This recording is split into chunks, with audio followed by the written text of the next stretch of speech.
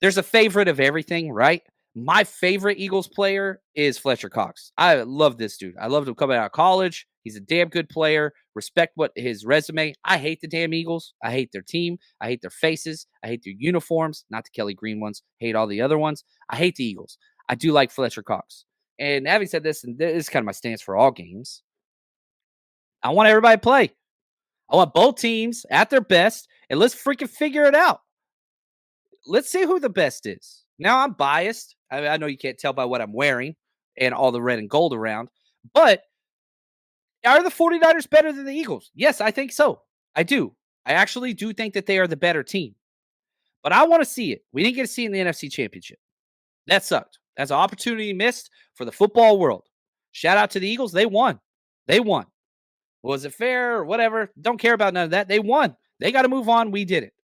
But it's like you go to this expensive ass restaurant and you order this expensive meal and they bring out these two little like small and it's just like this ain't gonna fill me up. I'm from the South, man. Like I need extra food. That's what the NFC Championship game was like because we didn't get satisfied. You can play a game and you can lose a game. That's one thing. We didn't get that. You can look at the other NFC Championship losses or whatever, the Super Bowl loss. Yeah, they all hurt, but we lost. We lost for what reasons? You talk about Garoppolo, you talk about the points given up by the defense, you talk about the Jaquaski Tart dropped it. There's so many things you talk about, but you lost. Eagles, man, I didn't feel like we lost. Yeah, we lost, but like we didn't get beat. You know what I'm saying? Like it's just different. So I want this game. I don't want, and I know who Funga's out. I know probably Dallas Goddard's out. They got some guys out too, but I want both teams as close to full strength as possible. Let's do it, man. Like, let's just be real. It's funny because whenever I was a teacher and a coach, I would tell people all the time, like, I'm not a teacher anymore, so I can say this. And I would tell my guys this on the football team. Like, look, we're a team. We protect each other. We're family. I understand you're all teenage boys, and I understand stuff's going to happen sometimes. And then let's just be honest. Sometimes fights happen.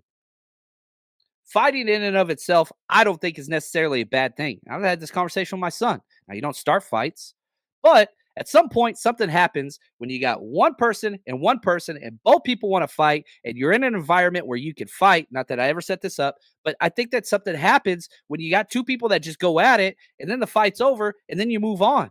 And that's what has been robbed of this 49ers versus Eagles rivalry. Everybody's talking all their trash, Debo and their rookie and Hassan Reddick. Like everybody talking. Why? Because it wasn't solved on the field. Now we get that chance. Closure will take place one side or the other. And yeah, there's a very real possibility that the Eagles are going to win this damn game. They're damn good. I don't think they're better than the 49ers. And I do actually think the 49ers will win. I've bet accordingly. Vegas is betting accordingly as well. I don't know. I want to see it. You know what I mean? Yeah, like I want to be measured and I want to know, are the Eagles better than the 49ers? If they are, we can deal with that and we can move on. I don't think they are. I don't think they are. Let's talk about Chase Young. CBS released an article. Shout out to David and Dogs for letting me know. He's the man. Chase Young was interesting. You got him on a cheap deal. You got him for no money. You gave up a third-round comp pick that we got for a coach leaving. Didn't even lose a player. Got him cheap. Comes in. Awesome. This last week, didn't even show up into the box score. No tackles, no assisted tackles, no pressures. I'm sorry, he had one pressure. But the effect that he brings, and we go through the film, just put up the defensive film from the Seahawks game. That first half against the Seahawks on Thanksgiving, the defensive performance might have been the best defense I have seen since I started this show about 8 years ago. I really think we're to that point. And I know a lot of people are like, fire Steve Wilkes and all that stuff. Like, man, shut the hell up with that. Like, I'm telling you right now, this past week, the first half performance, Arguably the best defensive performance I have ever seen from the 49ers in a long damn time. And I know that's like hyperbole and like, oh, I'm sorry. There were no plays that were positive for the Seahawks besides a one-handed catch on a slot fade, which is always going to be available against this defense, no matter who the DC is, no matter who the nickel corner is. It's just a vulnerability on the board. Defense is that damn good. Now, what has made it that good? Yeah, Steve Wilkes adjustments, Ambry Thomas balling out. We lose Hufunga. You bring in the rookie. Not that the rookie is playing at Hufunga's level. He's not, but I did like his tape. I really did. We'll talk about that in a little bit. Chase Young seems to be the difference, or at least one of the differences. And rightfully so. He's damn good. Now, how can the defense change when Chase Young literally got no statistical impact whatsoever in the game? Well, box score always leaves a lot to be wanted. But what I could say is this, and this goes back to Melissa's comment, like bringing outside guys in. Chase Young bought in. I know it's easy to say. Yeah, I talked to Chase Young. I don't know him. Whatever. You watch the tape, it speaks volumes. This dude is running pick plays like freaking Karl Malone back in the 90s at the top of the key. You look at 2 or 3 of the sacks that the 49ers got, it's because of Chase Young. Not because of the pressure Chase Young got, because he didn't. We ran a stunt where Chase Young lined up and picked 2 offensive linemen. Literally grabbed one and grabbed a tackle and ran into the guard. Kick down the door, baby.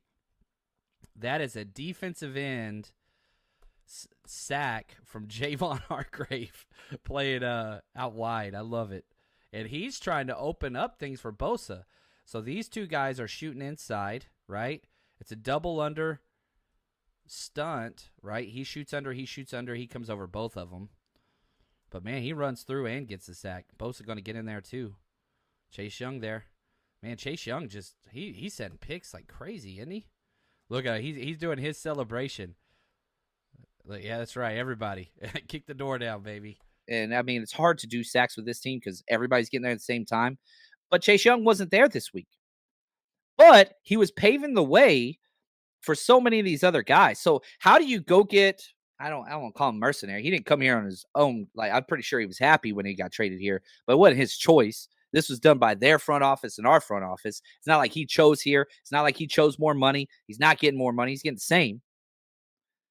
But whenever you bring this dude in, that's the former number 2 overall pick, and you tell him, hey, we're going to run stunts. You're going to be the decoy. You're going to open up the pathway for Eric Armstead, Fred Warner blitzing off the edge, and Javon Hargrave. And you see it work, and you see him celebrate as if he was the one that got the sack himself. This dude got up and did the Javon Hargrave kick down the door symbol before Javon Hargrave did on the sack that he got. It's culture. It's unselfishness. It's bringing all this stuff together, and it's freaking incredible. And so, like, again, the Chase Young effect is real. What's up, Big Poppy? He says, thanks for the Chase Young info. Listen to this. Since Chase Young has been traded for, we only have a 3-game sample size. You got the Jaguars, you got the Bucks game, and you got the Seahawks game, right? Small sample size. Complete domination defensively. Complete. 61% team pressure rate. Even plays whenever he's not out there. Why does that matter? How could you give Chase Young credit? He's not even on the damn field.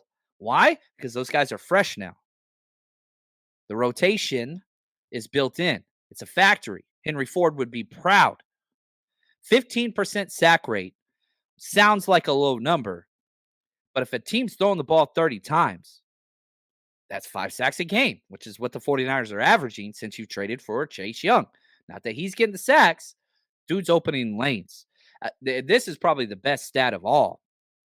The 49ers have allowed a 56.4 opposing passer rating since Chase Young has been acquired. That's damn good.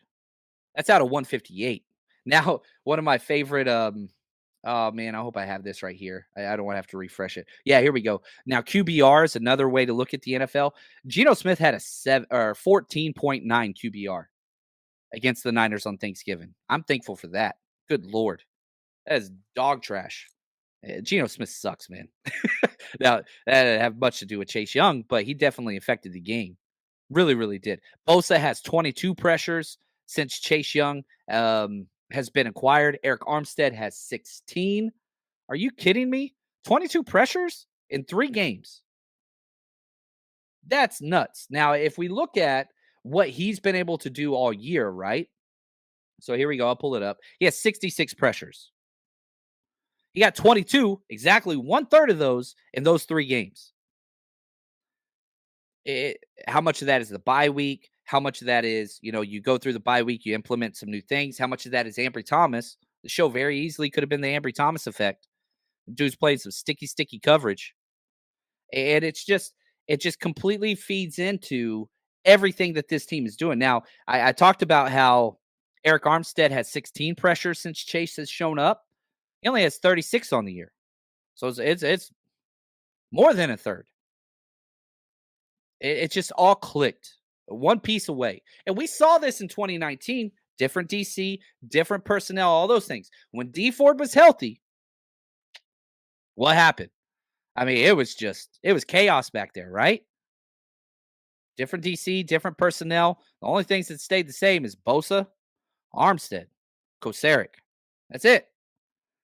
But you get the extra just flavoring, whatever you want to call it, seasoning.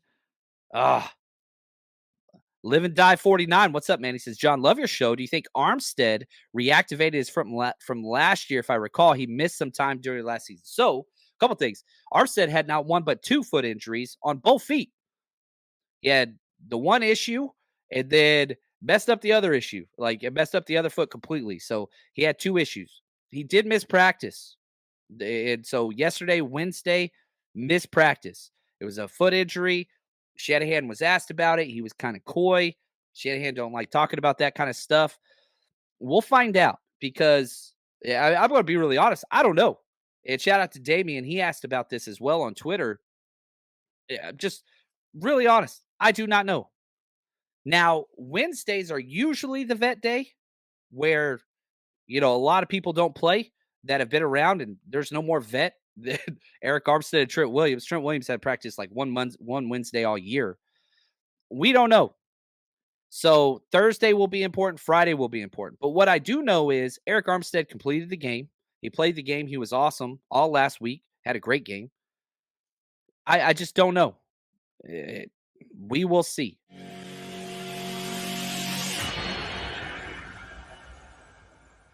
The 49ers Rush Podcast.